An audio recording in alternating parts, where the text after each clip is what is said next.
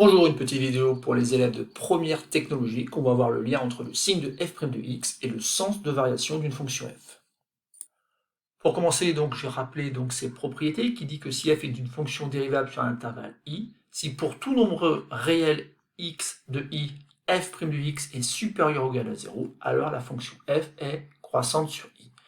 Si pour tout réel x de l'intervalle i, f' de x est inférieur ou égal à 0, alors f est décroissante sur i. Et le troisième cas de figure, mais qu'on rencontre très peu dans les exercices, c'est le cas où pour tout réel x de l'intervalle i, f' de x est égal à 0, alors la fonction f est constante sur l'intervalle i.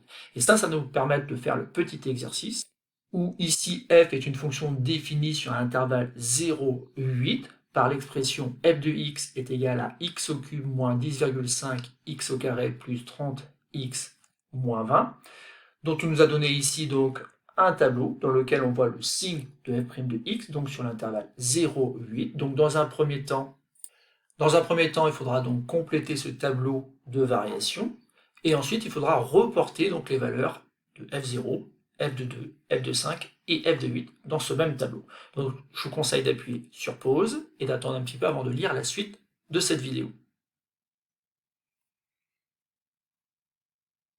Passons donc à la correction de cet exercice qui est très simple puisqu'il suffit simplement de connaître la propriété. Ici on voit que sur l'intervalle 0, 2, f' de x est positif, ça veut dire que la fonction f, elle, est croissante.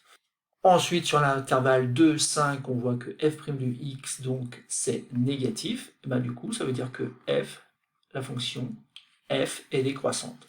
Et ensuite, sur l'intervalle 5, 8, ben, f' de x est redevenu positif. Ça veut dire que la fonction f, elle, redevient donc croissante. Et il est de coutume, dans ce tableau, de rajouter donc des valeurs particulières qui ne sont rien d'autre que les images des nombres 0, 2, 5 et 8 par cette fonction f, puisqu'on voit qu'en ces valeurs, eh bien, parfois il y a des changements de variation.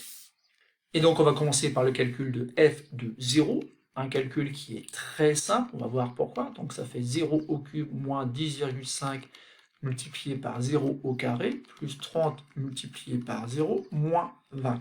Et en fait, 0 au cube, ça va donner 0. Ici, ce produit-là, ça va encore donner 0. Et 30 fois 0, bien sûr, ça va donner 0.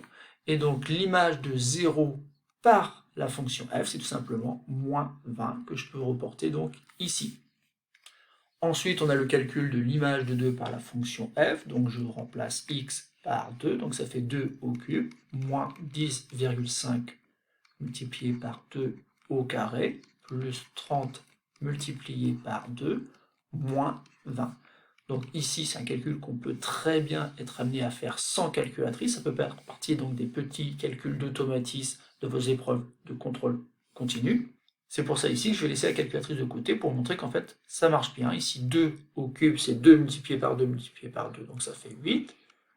Ensuite, j'ai moins 10,5 à multiplier donc par 4. On va voir que ça ici, ça se fait assez facilement. Ici, donc, j'ai plus 60 et donc moins 20. Donc ici, ça fait 8. Ici, 4 multiplié par 10,5, ça fait tout simplement 42. Donc précis ici, moins 42, plus 60, moins 20.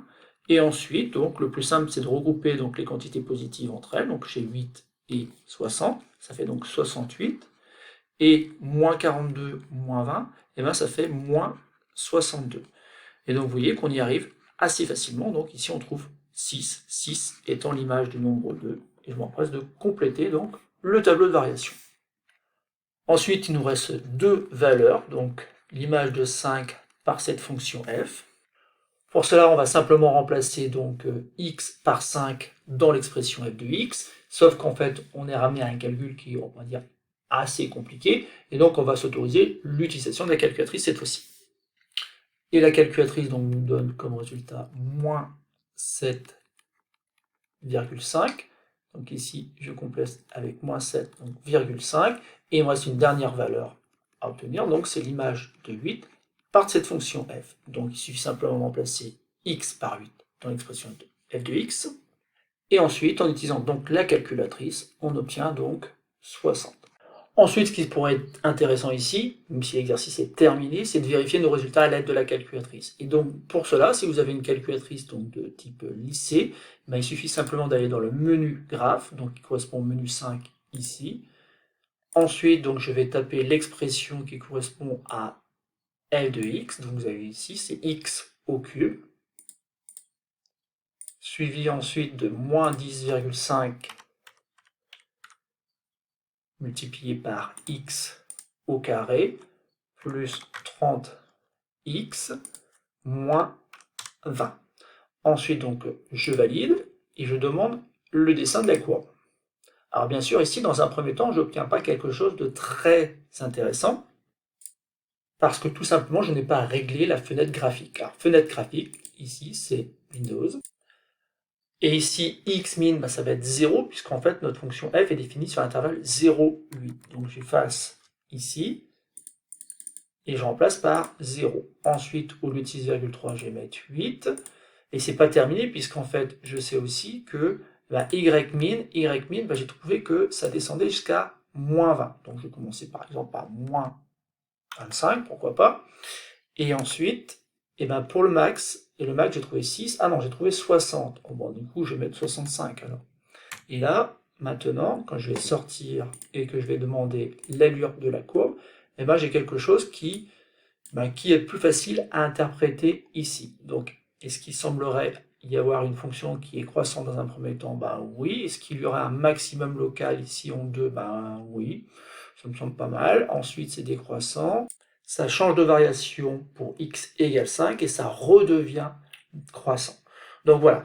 Autre chose que l'on peut faire ici, c'est demander tout simplement les valeurs prises par la fonction lorsque x égale 2. Donc vous avez vu, je suis allé dans Shift Gsolve, en fait ici résolution graphique, et je vais dérouler un peu le menu parce que moi ce qui m'intéresse c'est calculer un y, autrement dit calculer une ordonnée, l'ordonnée du point d'abscisse 2 par exemple. Voilà, donc je rentre x égale 2, et pour x égale 2, y égale 6, ah bah ça tombe bien, c'est ce qu'on avait trouvé. Je peux recommencer ce même travail, alors peut-être pas en faisant comme ça, mais plutôt en faisant Shift Gsolve, je reviens, ycal, et cette fois-ci, par exemple, quelle est l'image du nombre 5? Je prends 5, et je trouve moins 7,5, c'est gagné. On ne s'est pas trompé, vous pouvez de même vérifier donc les valeurs prises par la fonction f lorsque x égale 0 ou x égale 8, mais on a bien réussi donc à construire le tableau de variation. Alors attention, cette dernière étape n'est qu'une vérification. Dans l'idée des exercices, en fait, on est privé de la calculatrice. On est privé de la calculatrice parce qu'autrement, il n'y aurait pas véritablement d'exercice, il suffirait simplement de lire la courbe représentative. Mais l'idée des exercices de première, mais aussi de terminale, c'est que vous devez justifier donc le sens de variation de fonction f. Donc ici, c'est bien pour vérifier que j'ai utilisé cette calculatrice.